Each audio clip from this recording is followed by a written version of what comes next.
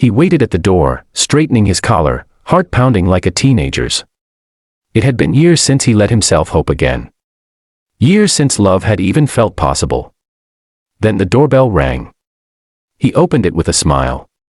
But the moment his date leaned forward and whispered, "My kids are outside," everything changed.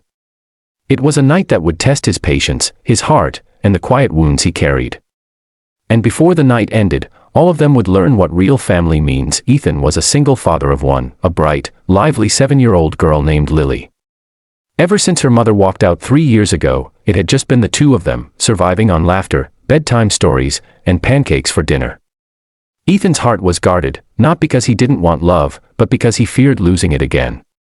He had convinced himself that love was something that happened to other people, not men packing school lunches at dawn while rushing to get to work, but Lily had noticed the quiet loneliness in her father's eyes. She saw it when the house got silent at night, when the TV was on but no one was watching. She would sit beside him and lean her head on his arm. One day, during breakfast, she asked him softly, "Daddy, don't you want someone to love you too?"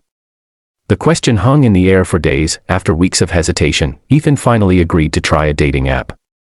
He selected a picture where he and Lily were smiling at the beach. He didn't want to hide her.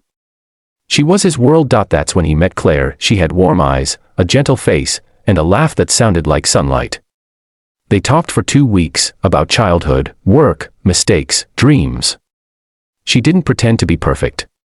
She didn't try to impress him, she simply understood. Ethan felt something waking up in him, a quiet hope he hadn't felt in years. The day finally came. Lily spent all afternoon helping him get ready. "Not that shirt, Daddy. That one makes you look like you're going to a job interview." She picked a soft blue sweater instead. When the doorbell rang, Ethan felt the ground shift under him. He hadn't been this nervous since high school. He opened the door. Claire stood there, holding her purse tightly, breathing as if she'd run up a hill. She looked beautiful, but there was something else written in her eyes, worry, fear. Or something close to breaking. "I'm so sorry," she whispered, stepping closer. "My kids, they're outside. I didn't know what to do. Their babysitter canceled at the last minute. I didn't want to cancel. I didn't want to disappoint you." Ethan froze. 2 kids, unplanned. The night he'd waited for, hoped for, imagined, was suddenly uncertain. But before he could say a word, a small voice behind him spoke. "We can invite them in," Lily said, like she had known this moment was coming. Claire exhaled shakily, wiping a tear she tried to hide. Ethan nodded. "Bring them in. Dinner can still be dinner." That night was nothing like the one he planned. There were spilled cups, crayons on the floor, giggles echoing in the living room. Claire's son, Alex, was shy and quiet.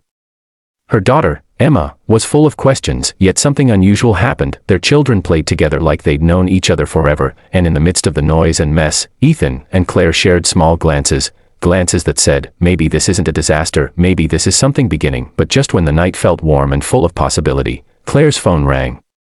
Her ex shouting, accusing, demanding the children back early. Her hands shook, her eyes turned empty. Ethan watched her retreat to the hallway, voice trembling as she tried to defend herself. He realized then that she was fighting battles she never talked about, battles she was losing alone, and he knew that feeling well. When she hung up, Claire apologized over and over. "I don't want to drag you into my problems.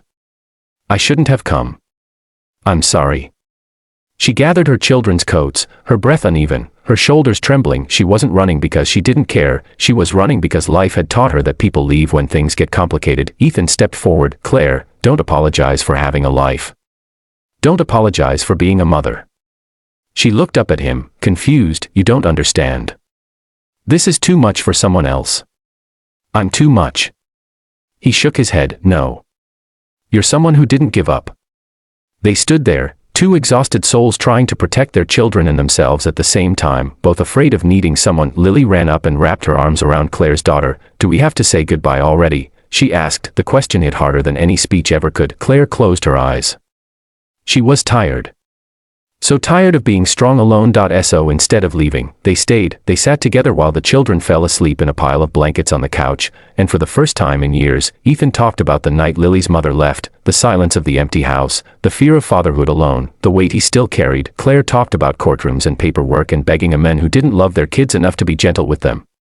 They didn't promise anything grand, they simply Listened. When the night finally ended, Ethan walked Claire and her sleeping children to the car. She turned, eyes soft but full of something growing. "Thank you for not shutting the door." He smiled. "Thank you for knocking." Weeks passed. Dinners turned into weekends. Weekends turned into movie nights, school pickups, shared grocery lists, and laughter filling rooms that once felt quiet. The children began calling each other brother and sister before anyone suggested it, and one afternoon, while watching them play in the backyard, Claire stood beside Ethan and whispered, "I think they already know we're a family." He didn't reply with words. He simply took her hand, and she didn't let go. Sometimes love doesn't arrive the way we expect. Sometimes it shows up tired, late, and carrying children who need gentle hearts. But the right people don't shut the door when life gets complicated. They stay. They grow. They build something stronger than perfect. They build something real.